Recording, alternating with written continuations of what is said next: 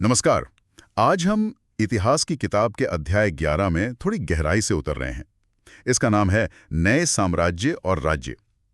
ये वो दौर था, आप देखिए, जब भारत में बड़े बड़े शक्तिशाली साम्राज्य बन रहे थे। और सबसे मजेदार बात पता है क्या है? कुछ राजा सिर्फ योद्धा ही नहीं थे, वो कवि भी थे, संगीतकार भी।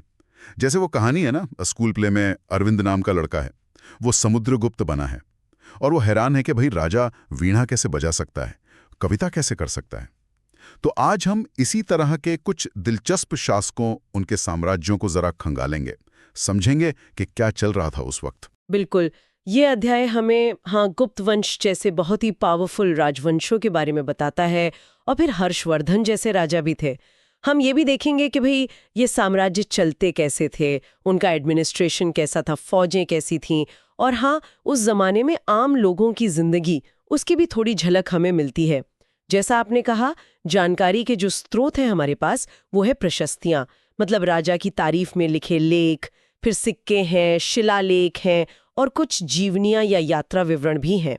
तो सबसे पहले समुद्रगुप्त की ही बात करते हैं, जिनका जिक्र अरविंद के प्ले में है।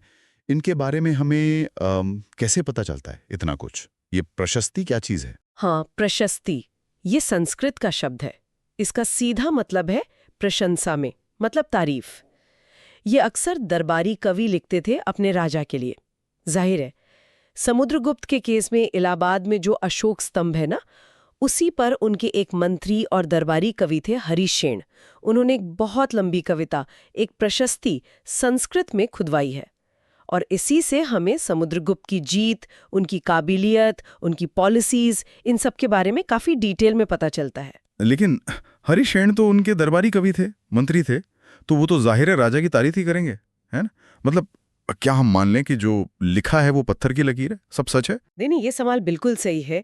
देखिए, प्रशस्ति का मकसद ही तारीफ करना होता था, तो उसमें बढ़ा चढ़ाकर बातें कहना, अतिशयोक्ति, वो तो स्वाभाविक है। इतिहासकार भी इस बात का ध्यान रखते हैं। लेकिन फिर भी ये प्रशस्तियां बहुत काम की हैं। इनसे हमें राजा की सोच का पता चलता है। वो क्या हासिल करना चाहता था, दुनिया को खुद को कैसे दिखाना चाहता था। हरिशेन की प्रशस्ति सिर्फ लड़ाइयों का नहीं, समुद्रगुप्त की पूरी रणनीति का अंदाजा लगता है। अच्छा, तो हरिशेन ने कैसी छवि बनाई है समुद्रगुप्त की, और वो नीतियों वाली बात क्या है, क्या खास है उसमें? हरिशेन ने समुद्रगुप्त को दिखाया है एक महान योद्धा के तौर पर, मतलब जिसके शरीर पर सैकड़ों घाव हैं युद्ध के। उन्हें विद्वान भी कहा है, कविराज यानी सबसे अच्छा कवि, यहाँ तक कि देवताओं से तुलना की है। पर जो चीज ज्यादा इंटरेस्टिंग है इतिहासकारों के लिए, वो है अलग अलग राजाओं के लिए समुद्रगुप्त की अलग अलग नीतियां। इससे उनकी स्ट्रेटेजिक सोच दिखती है। अलग अलग राजाओं के लिए अलग नीतियां, ये तो वाकई दिलचस्प है। किस तरह की थी ये नीतियां? इससे पता चलता है कि वो सिर्फ बाहुबल से नहीं, दिमाग से भी काम ले रहे थे। उन्हें पता था कि हर जगह एक ही डंडा नहीं चलेगा। हरिशेन के मुताबिक उन्होंने एक तो आर्यावर्त, मतलब उत्तरी भारत का बड़ा इलाका, वहां के 9 राजाओं को हराया और उनके राज्य सीधे अपने एम्पायर में मिला लिए, मतलब कंप्लीट कब्जा। फिर दक्षिणापथ, यानी दक्षिण के रास्ते में पड़ने वाले 12 शासक, उन्हें हराया। लेकिन हारने के बाद जब उन्होंने सरेंडर कर दिया तो उन्हें राज वापस दे दिए, शायद अपनी अधीनता मनवाकर। अच्छा, हराया पर राज वापस कर दिया? अधीनता स्वीकार कर ली तो राज करते रहो। फिर जो पड़ोसी राज्य थे, जैसे असम, बंगाल, नेपाल, कुछ गणराज्य भी थे, वो क्या करते थे? वो गिफ्ट लाते थे, ऑर्डर मानते थे, दरबार में हाजिरी देते थे। तो उनसे एक तरह का दोस्ताना पर अधीनता वाला रिश्ता रखा। और फिर जो बाहरी इलाके थे, शायद पश्चिमोत्तर के कुषाण, शक वंश के राजा या श्रीलंका के शासक, उन्होंने भी अधीनता मानी। और कुछ ने तो अपनी बेटियों की शादी भी समुद्रगुप्त से की। अच्छा, तो यहाँ भी अधीनता मनवाने पर जोर था। तो ये नीतियां निखाती हैं कि वो सिर्फ एक लड़ाकू ही नहीं, बल्कि बड़े चतुर रणनीतिकार भी थे। समझते थे कि कहाँ सीधा कब्जा करना है, कहाँ अधीनता से काम चलेगा। और वो वीणा वाली बात जो अरविंद को इतनी अजीब लगेगी। वो भी है। कुछ सिक्के मिले हैं जिन पर समुद्रगुप्त को वीणा बजाते हुए दिखाया गया है।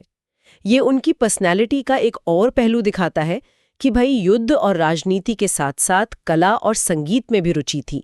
मल्टी टैलेंटेड थे, कह सकते हैं। और एक और चीज, प्रशस्तियों में ना सिर्फ राजा की नहीं, अक्सर उनके पूर्वजों की भी बात होती है, वंशावली जिसे कहते हैं। समुद्रगुप्त की प्रशस्ति में उनके परदादा, दादा, पिता चंद्रगुप्त प्रथम और माँ कुमार देवी सबका जिक्र है। उनके पिता चंद्रगुप्त प्रथम वो पहले गुप्त शासक थे जिन्होंने महाराजाधिराज की उपाधि ली थी, मतलब राजाओं के राजा। ये दिखाता है कि उनका रुतबा बढ़ रहा था। और उनकी माँ कुमार देवी वो लिच्छवी गण से थीं, जो उस समय का एक बहुत शक्तिशाली गण था। तो इस शादी से भी गुप्तों की इज्जत बड़ी होगी। हाँ, मतलब प्रशस्ति सिर्फ राजा की तारीफ नहीं कर रही, बल्कि पूरे खानदान की लेजिटिमेसी, उनकी वैधता को मजबूत कर रही है। चंद्रगुप्त प्रथम और समुद्रगुप्त के बाद गुप्त वंश में और कौन महत्वपूर्ण राजा हुए? हाँ, बिल्कुल।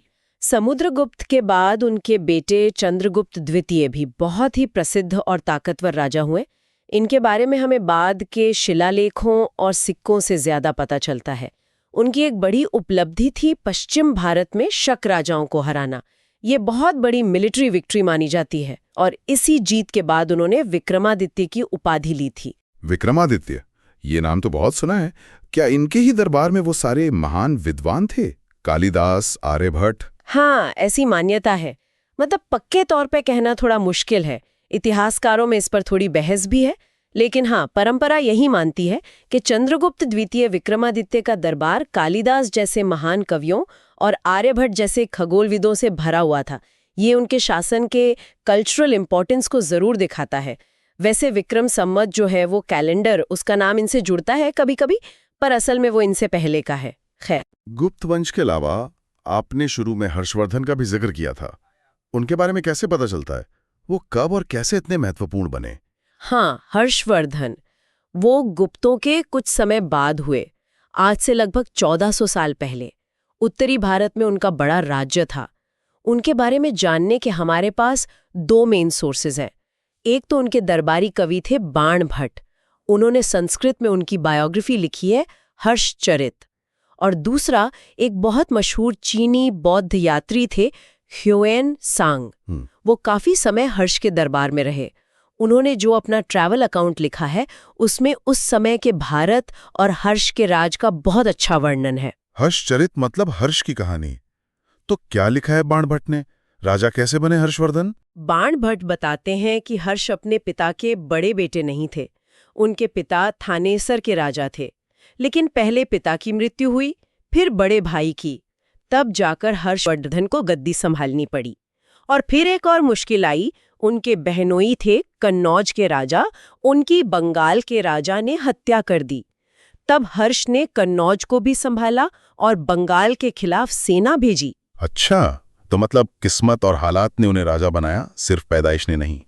क्या वो कामयाब रहे अपने मिलिट्री कैंपेन्स में? वो पूर्व में तो कामयाब रहे, मतलब मगध और शायद बंगाल तक जीत हासिल की, कन्नौज को अपनी राजधानी बना लिया। उत्तर भारत में उनका काफी दबदबा हो गया था। लेकिन जब उन्होंने दक्षिण की तरफ बढ़ने की कोशिश की, नर्मदा नदी पार करके दक्कन में, तो वहां उन्हें चालुक्य वंश के राजा पुलकेशिन द्वितीय ने रोक दिया सफलतापूर्वक। ह्वेनसांग भी इसका जिक्र करते हैं। तो जब उत्तर में हर्ष का राज चल रहा था, ठीक उसी समय दक्षिण भारत में दो और डायनेस्टीज बहुत महत्वपूर्ण हो रही थीं, पल्लव और चालुक्य। पल्लवों का राज था उनकी राजधानी कांचीपुरम, आज के तमिलनाडु में, उसके आसपास से लेकर कावेरी नदी के डेल्टा तक। और चालुक्यों का मेन एरिया था कृष्णा और तुंगभद्रा नदियों के बीच का इलाका, रायचूर दोआब जिसे कहते हैं। दोआब मतलब दो नदियों के बीच की जमीन। ये तो बहुत उपजाऊ होती होगी। बिल्कुल सही। और इसी वजह से अपनी उपजाऊ जमीन और स्ट्रेटेजिक लोकेशन के कारण ये दोआब क्षेत्र अक्सर लड़ाइयों का कारण बनते थे। चालुक्यों की पहली राजधानी थी ऐहोल। वो पहले एक ट्रेडिंग सेंटर था, बाद में एक बड़ा धार्मिक केंद्र भी बन गया। बहुत सारे मंदिर हैं वहाँ। और ये पल्लव चालुक्य आपस में भिड़ते रहते थे? हाँ, बिल्कुल। इनमें अक्सर लड़ाइयाँ होती थीं। ये एक दूसरे के इलाकों पर हमला करते थे, खासकर जो सबसे अमीर इलाके होते थे, जैसे ये दोआब या फिर राजधानियाँ। सत्ता का पल्ला इधर उधर होता रहता था। और पुलकेशिन द्वितीय, जिन्होंने हर्षवर्धन को हराया था, वो सबसे मशहूर चालुक्य राजा माने जाते हैं, है ना? हाँ, पुलकेशिन द्वितीय यकीनन सबसे प्रसिद्ध चालुक्य राजा थे। उनके बारे में भी हमें उनके दरबारी कवि रवि कीर्ति के लिखी एक प्रशस्ति से बहुत जानकारी मिलती है। ये ऐहोल के ही एक मंदिर में मिली है। इस प्रशस्ति में रवि कीर्ति ने पुलकेशिन के पूर्वजों, पिछली 4 पीढ़ियों का जिक्र किया है और उनकी मिलिट्री अचीवमेंट्स का बड़ा जोरदार वर्णन किया है। अच्छा, रवि कीर्ति ने हर्ष की हार का जिक्र कैसे किया है? कुछ खास लिखा है? हाँ, बड़े काव्यात्मक ढंग से लिखा है। वो कहते हैं कि पुलकेशिन ने हर्ष को हराया और इस हार के बाद हर्ष अब हर्ष नहीं रहा, मतलब उसकी खुशी चली गई। वाह, शब्दों का खेल। बिल्कुल। प्रशस्ति ये भी बताती है कि पुलकेशिन ने पल्लव राजा पर भी हमला किया था और पल्लव राजा को डर के मारे कांचीपुरम के किले में छिपना पड़ा था। रवि कीर्ति ने लिखा है कि पुलकेशिन का असर पूरब और पश्चिम दोनों समुद्र तटों तक था। लेकिन हाँ, ये याद रखना जरूरी है कि ये जीतें परमानेंट नहीं थीं। राजवंशों का आना जाना लगा रहता था। आखिरकार पल्लवों और चालुक्यों दोनों को ही बाद में राष्ट्रकूट और चोल वंशों ने खत्म कर दिया, उनकी जगह ले ली। इतने बड़े बड़े साम्राज्य, उत्तर में गुप्त, हर्ष, दक्षिण में पल्लव, चालुक्य, ये चलते कैसे थे आखिर? एडमिनिस्ट्रेशन में क्या कुछ नया था या कुछ खास बातें थीं इस दौर की? देखिए, प्रशासन का जो बेस था वो तो काफी हद तक पहले जैसा ही था। लैंड रेवेन्यू मतलब जमीन से मिलने वाला टैक्स, वो अब भी इनकम का मेन सोर्स था और गांव ही एडमिनिस्ट्रेशन की सबसे छोटी यूनिट थी। लेकिन कुछ नए ट्रेंड्स भी दिखते हैं, खासकर गुप्त काल और उसके बाद। एक तो कुछ इंपॉर्टेंट एडमिनिस्ट्रेटिव पोस्ट्स वंशानुगत होने लगीं, मतलब हेरिडिटरी, पिता के बाद बेटा उसी पोस्ट पर। जैसे हरिशेन, वो अपने पिता की तरह ही महादंड नायक यानी चीफ जुडिशियल ऑफिसर भी थे। अच्छा। दूसरा, कभी-कभी एक ही आदमी कई इंपॉर्टेंट पोस्ट संभाल लेता था।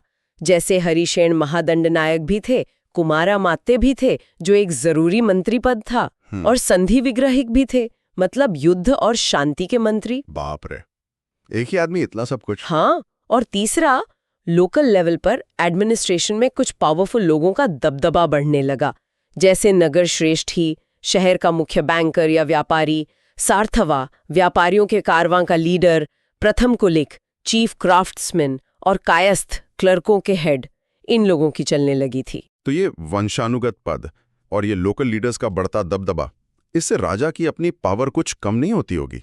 ये बहुत अच्छा सवाल है। हाँ, मुमकिन है।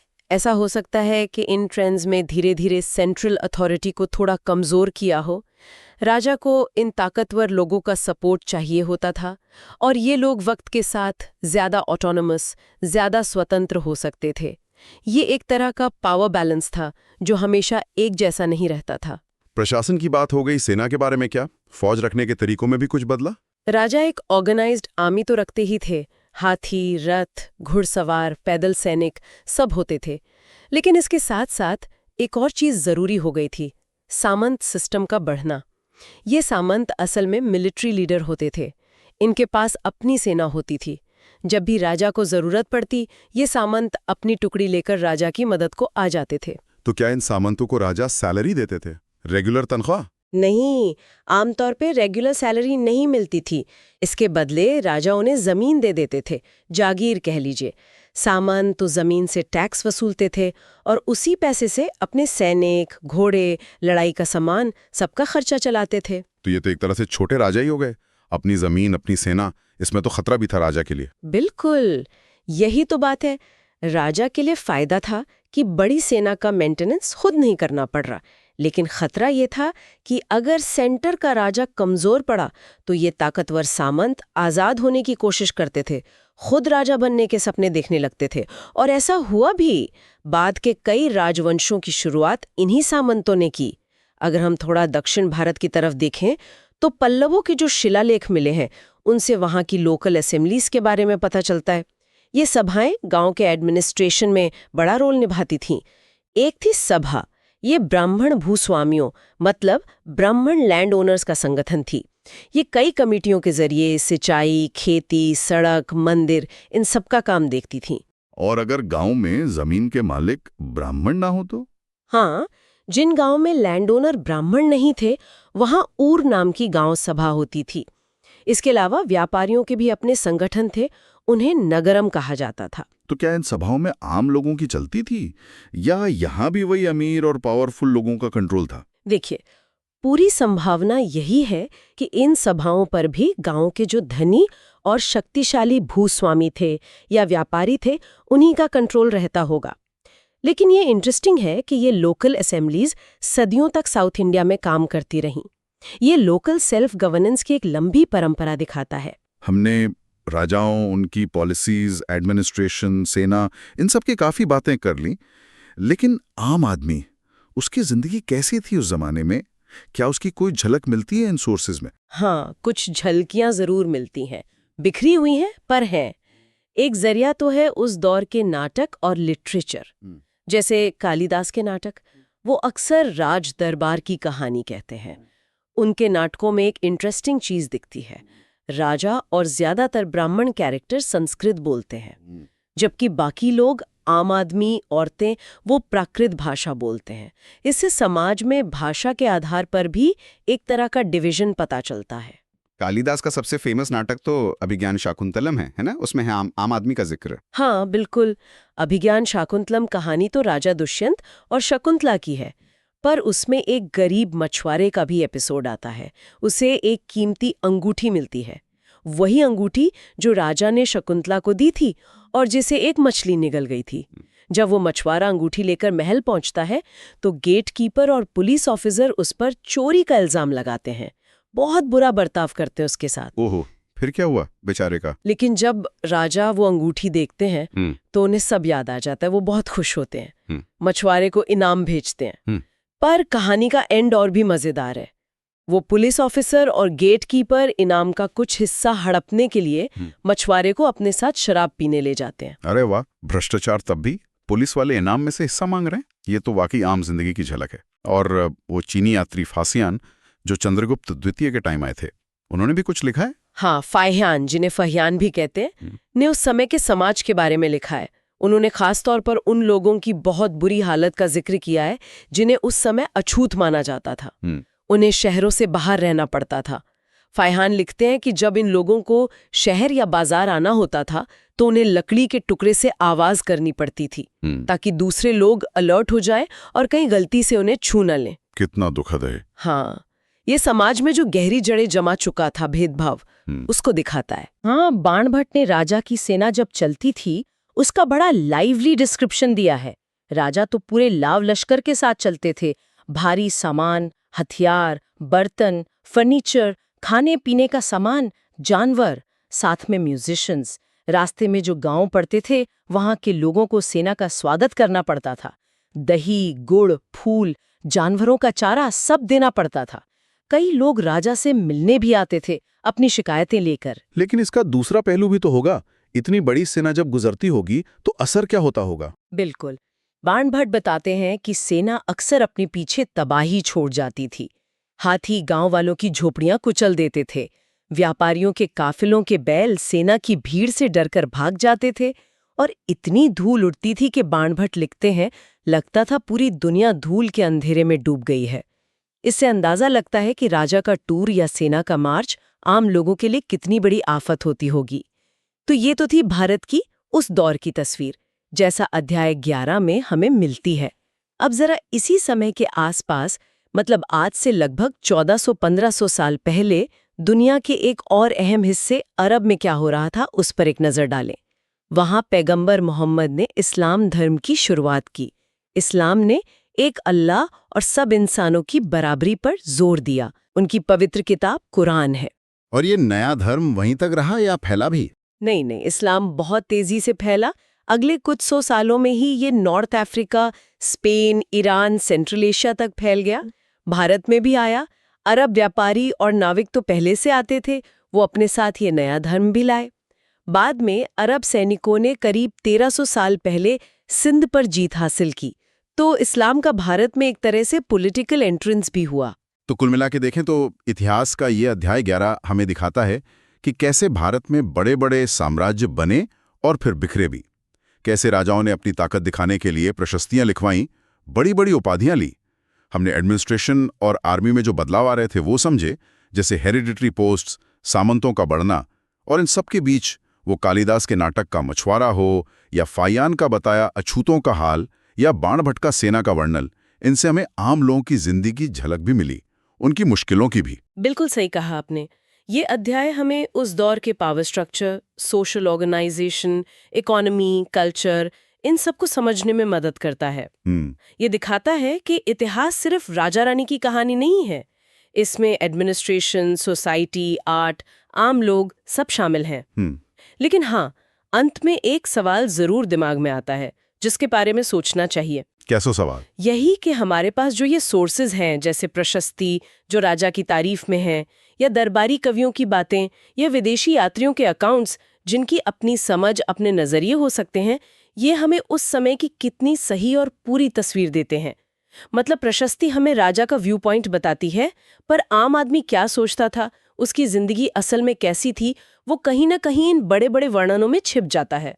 इतिहासकार कैसे इन अलग अलग, कभी कभी एक दूसरे से अलग बातें कहने वाली टुकड़ों को जोड़कर अतीत की एक ज्यादा बैलेंस्ड, ज्यादा भरोसेमंद तस्वीर बनाने की कोशिश करते हैं। यही इतिहास को समझने का असली चैलेंज है, और मजा भी। आज की ये बातचीत हमारे सुनने वालों को ज्ञानवर्धक और दिलचस्प लगी होगी। अगली बार फिर मिलेंगे एक और विषय की परतों को खोलने के लिए। धन्यवाद।